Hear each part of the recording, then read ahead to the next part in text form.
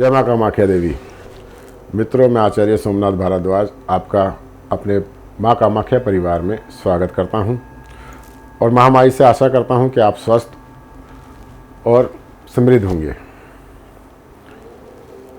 मित्रों, आपकी जन्म कुंडली के अंदर बृहस्पति किस तरह का आपको योगदान दे रहा है, किस भाव में है जहाँ से आपको अच्छा या बुरा प्रभाव दे रहा है, उसके लिए आज मैं आपको उपाय बताऊंगा।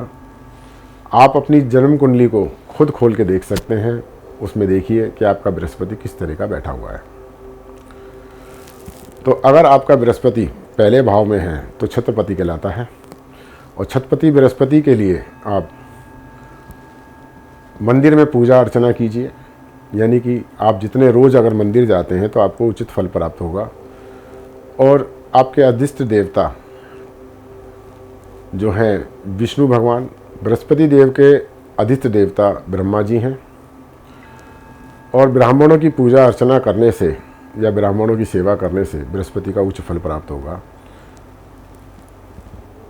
तो पहले भाव से लेकर अगर 12वें भाव तक, यानी पहले भाव के अंदर बृहस्पति है तो वो आपको कैसा फल देता है, दूसरे भाव में बृहस्पति है तो आपको धनवान और धन संचय कर सकता है। लेकिन कहा जाता है कि बृहस्पति जिस घर बैठता है, पहले से लेकर 12वें भाव तक में किसी भी घर में जब बृहस्पति बैठता है तो वह उस घर का भाव को माइनस करता है, प्लस करने की बजाय, यानी उसके प्रभाव को उल्टा कर देता है या नीचे गिरा देता है। तो इसके उपाय के लिए जो है हमें पहले भाव से लेकर 12वें भाव तक के लिए अलग अलग उपाय करने चाहिए, जिससे कि हमें उसका फ़ायदा मिले। दूसरे भाव में बृहस्पति के लिए कभी भी सोने का बेचना आपके लिए दुष्प्रभाव बन सकता है, तो सोना ना बेचें। और धन को उचित मात्रा में संचय करने के लिए पीपल में रोज़ जल चढ़ाएं, इससे आपको उचित फल प्राप्त होगा। और मंदिर में जाके एक देसी घी का दीपक सुबह या शाम को कीजिए, इससे आपको धन के संचय होगी। ध्यान रहे, सोना ना बेचें। तीसरे भाव का बृहस्पति बहुत अच्छा और उत्तम फल देता है, सदा धन की प्राप्ति होती है। इसके लिए आप एक सोने की चैन को अपने गले में धारण कीजिए और मंदिर जाया करें, मंदिर में पूजा अर्चना करें, इससे आपको उचित फल प्राप्त होगा। ब्राह्मणों की सेवा करें, बड़े बूढ़ों का आशीर्वाद लें। चौथे भाव में बृहस्पति हो तो ये बड़ा विचारणीय होता है। इस भाव के अंदर बृहस्पति के आने से आपके सुखों में कमी आ सकती है। गृहस्थ सुख के अंदर भी आपके कमी देखने को मिली गई है या देखी गई है कि वहाँ गृहस्थ आश्रम में भी कुछ ना कुछ गड़बड़ रहती है। चौथे भाव के बृहस्पति के लिए आप ध्यान देने योग्य बात है कि आप घर के अंदर अपने घर में या अपने कमरे में मंदिर की स्थापना ना करें, मूर्ति वगैरह ना खरीदें, नहीं तो आपका बृहस्पति नेगेटिव होगा। बृहस्पति को पॉजिटिव रखने के लिए आप पीपल की जड़ के अंदर दूध मिश्रित जल लगातार जीवन भर चढ़ाते रहें। और हो सके तो एक पीले रंग का कपड़े के अंदर सोने का टुकड़ा छोटा बड़ा उसको रख के बांध के अपने पर्स में रखते रहें। और चौथे भाव के बृहस्पति के लिए कभी भी ध्यान देने योग्य बात है कि दान नहीं करना है बृहस्पति का। चने की दाल, पीला कपड़ा, केसर, सोना, दान नहीं करना है। अगर दान करते हैं तो इसका नेगेटिव अप्रोच मिलेगी, पॉजिटिव नहीं रहेगा, ये नकारात्मक शक्तियों से आपको प्रभावित करेगा। पंचम बृहस्पति विद्या कारक होता है, या तो उच्च विद्या देगा, अगर किसी तरह से नेगेटिव है तो वो आपको पढ़ाई लिखाई के अंदर या बुद्धि के अंदर समृद्ध नहीं बनने देगा। लाभ स्थान आपका थोड़ा वांछित रहेगा, इसको बढ़ाने के लिए आप बृहस्पति को उच्च करने के लिए पीपल में जल चढ़ाइए। ब्राह्मणों के चरण स्पर्श जरूर कीजिएगा, इससे निश्चय ही आपको फ़ायदा पहुंचेगा। साधु सन्यासियों के चरण छुएगा, इससे भी फ़ायदा मिलना है। और हो सके तो पंचम भाव के बृहस्पति के लिए आप निरंतर किसी न किसी मंदिर में जाकर जो है पूजा अर्चना जरूर कीजिएगा। मंदिर घर से बाहर हो, घर के मंदिर पे इसका फल प्राप्त उच्च नहीं होता। छठे भाव का बृहस्पति अगर हो तो कर्जा बढ़ा देता है, रोग दोष में भी वृद्धि होती है, शत्रु का भी आगमन बढ़ने लगता है। इसके लिए विशेष उपाय है कि आप बृहस्पति की वस्तुओं का दान करें, शर्त रहे कि बृहस्पति वहाँ छठे भाव में उच्च का ना हो, यानी कर्क राशि का ना हो। बृहस्पति का दान कीजिए। बृहस्पति की वस्तुओं का जो है आप ब्राह्मणों को या मंदिर में दान कीजिए। सोने का टुकड़ा मंदिर में चढ़ाइए, किसी भी रूप में, छत्र वगैरह में। ब्राह्मणों की सेवा सदा करते रहें, साधु सन्यासियों का आशीर्वाद प्राप्त करते रहें, और हो सके तो एक रोटी के ऊपर आप जो है हल्दी की 7 बिंदियाँ लगाकर और कुछ मीठा रख के बैल को खिलाइए, आकल को दीजिए, जिससे कि आपका बृहस्पति आपके फेवर में आए। और मंदिर वगैरह में केले का दान कीजिए। केले दान करने से भी बृहस्पति आपके फेवर में आएगा। 7वें भाव का बृहस्पति हो तो ये आपकी कई शादियां भी करा सकता है, विवाह में आपके विघ्न बाधा भी डाल सकता है, और आपके कार्य क्षेत्र में भी रुकावट बन सकती है।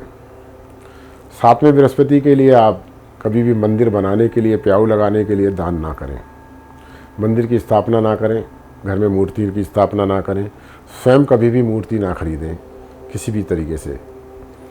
अगर आपने ऐसा किया तो आपके जीवन में बाहरी दुष्प्रभाव का सामना करना पड़ेगा, दरिद्र योग बना देगा। अगर आपकी शादी हुई है तो आपकी पत्नी के साथ आपके संबंधों को बिगाड़ देगा। उपाय करना है, एक सोने का टुकड़ा पीले कपड़े में बांध के आप अपने पर्स में सदा रखें, और प्रत्येक दिन शिवलिंग के ऊपर आप जल चढ़ाइए।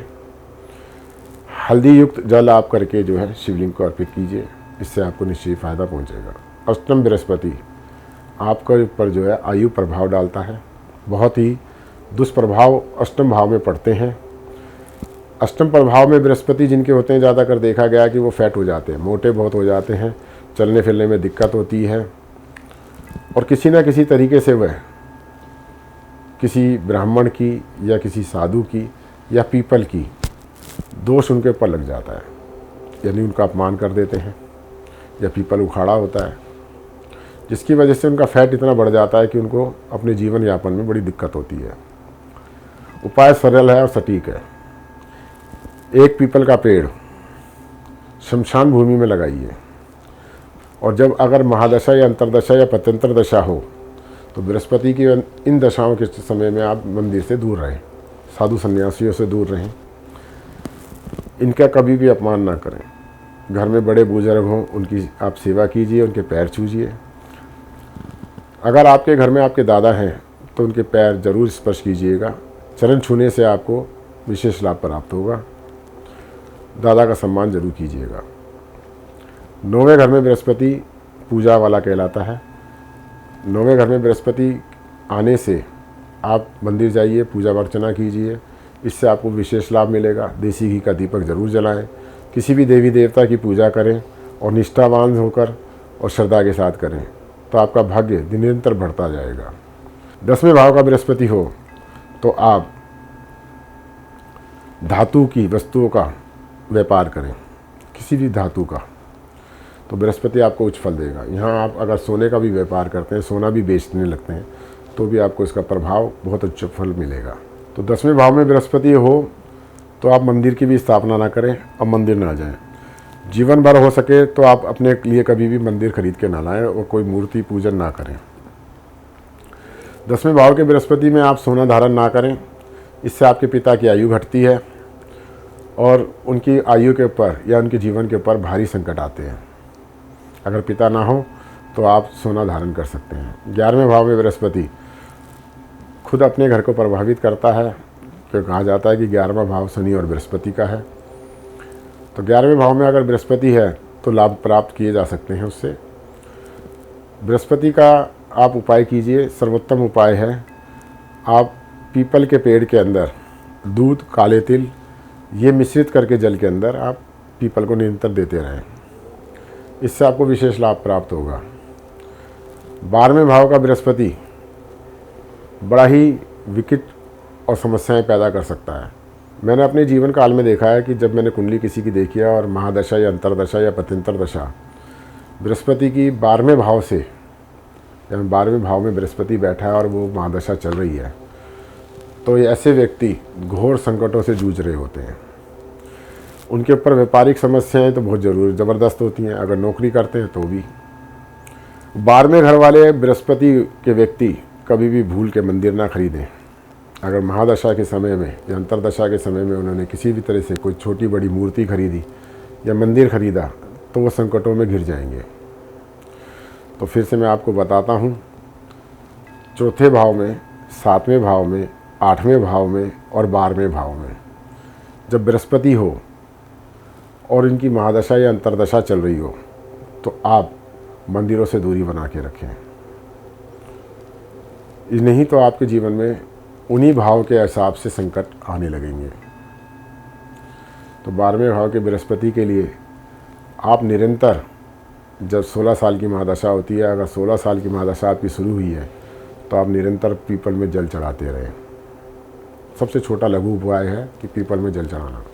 1 से लेकर 12 भाव तक अगर बृहस्पति बैठा है और इसके अंदर आपके पर महादशा, अंतरदशा, प्रत्यंतर दशा, जो सूक्ष्म दशा चल रही है, तो आप पीपल को जल दीजिए, क्योंकि पीपल बृहस्पति का कारक है। इससे आपको तुरंत ही लाभ मिलेगा, गारंटी है। जो इसने भी एक उपाय किया है उसे तुरंत ही लाभ मिला है। कि बृहस्पति का एक रामबाण उपाय ये है कि आप पीपल की सेवा करें और केसर का तिलक लगाएं, इससे भी आपको उच्च फल मिलेगा। पीला चंदन का तिलक लगाएं, इससे भी आपको उच्च फल मिलेगा। कुछ घरों को छोड़ के बाकी घरों में अगर बृहस्पति है, जैसे मैंने बताया, वहाँ है, तो आप सोने के चैन गले में डालने से आपको उत्तम फल मिल सकता है। कुंडली विश्लेषण करा के आप पता कर सकते हैं, या हमसे आप स्क्रीन पे दिए नंबर पे संपर्क करके कुंडली का विश्लेषण करा सकते हैं कि आपके लिए कौन सा उपाय उचित है। आप पुखराज पैर सकते हैं कि नहीं पैर सकते हैं, आपको कौन सा व्यापार करना चाहते हैं, ये बृहस्पति के अनुरूप या अपने ग्रहों के अनुरूप, तो उसके लिए भी आप हमसे संपर्क कर सकते हैं। तो आप हमसे संपर्क जरूर कीजिएगा और हमारे बताए उपाय को करके आप उत्तम लाभ उठाइएगा। अभी तक हमारा चैनल सब्सक्राइब नहीं किया है और हमारे परिवार से जुड़ना चाहते हैं तो सब्सक्राइब कीजिए, लाइक कीजिएगा और शेयर कीजिएगा। इसी के साथ मैं आज्ञा लेता हूँ। जय माँ कामाख्या देवी।